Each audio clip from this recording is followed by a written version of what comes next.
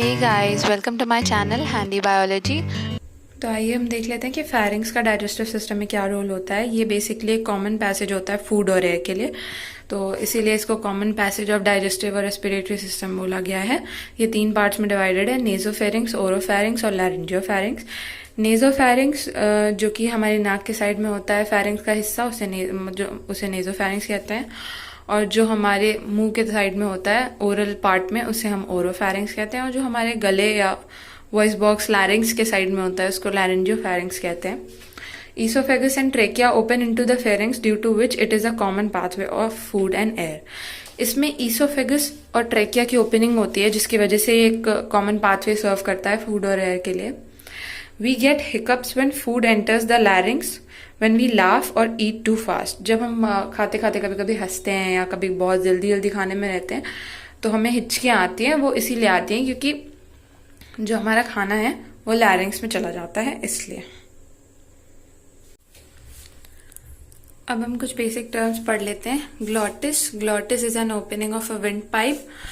Epiglottis वो cartilaginous flap होता है जो कि फूड की एंट्री ग्लॉटिस में जाने से रोकता है, जिसकी वजह से फूड हमारा ग्लॉटिस में ना जा पाए, उसे हम एपिग्लॉटिस कहते हैं। ये कार्टिलेजिनस होता है और ये फूड की एंट्री को ग्लॉटिस में स्टॉप करने के लिए होता है। ईसोफेगस क्या होता है?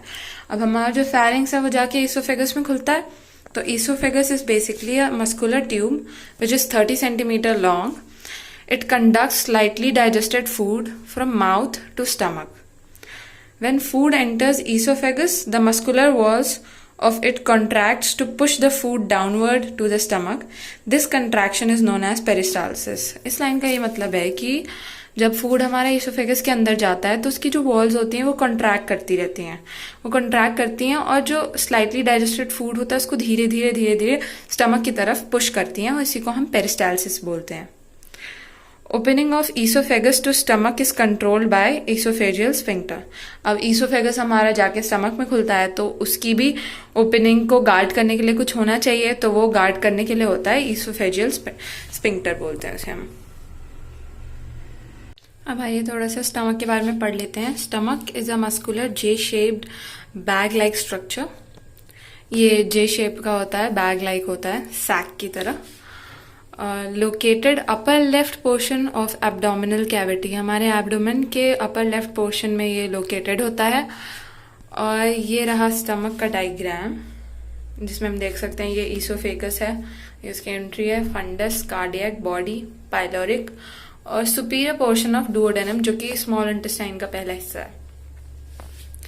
कार्डियक जो है, इसमें कार्डियक में ईसोफेगस खुलता है और फंडस एंटीरियर रीजन होता है स्टमक का, हम देख ही सकते हैं। Body is the main central region, और सबसे इंपॉर्टेंट है पाइलोरिक, क्योंकि ये जो है जाके खुलता है स्मॉल इंटेस्टाइन के डुओडेनम में, और इसकी ओपनिंग जो है स्मॉल इंटेस्टाइन में वो गार्ड करता है एक मस्कुलर पाइलोरिक स्फिंक्टर। एक स्फिंक्टर मस्कुलर स्फिंक्टर के थ्रू गार्ड किया जाता है। ये थोड़ी सी जानकारी बेसिक स्टमक के बारे में। आइए अब देख लेते हैं हम गैस्ट्रिक ग्लैंड्स के बारे में, जो कि स्टमक में प्रेजेंट होते हैं। ये मोस्टली स्टमक के पाइलोरिक वाले हिस्से में प्रेजेंट होते हैं गैस्ट्रिक ग्लैंड्स। और ये गैस्ट्रिक ग्लैंड्स 3 तरह की सेल्स सीक्रेट करती हैं। म्यूकस या गॉबलेट सेल्स जो कि म्यूकस सीक्रेट करती हैं, ऑक्सिंटिक या पेराइटल सेल्स जो कि HCl, और कासल्स इंट्रिंसिक फैक्टर जो कि एसेंशियल होता है विटामिन B12 के एब्जॉर्प्शन के लिए, वो सीक्रेट करती हैं।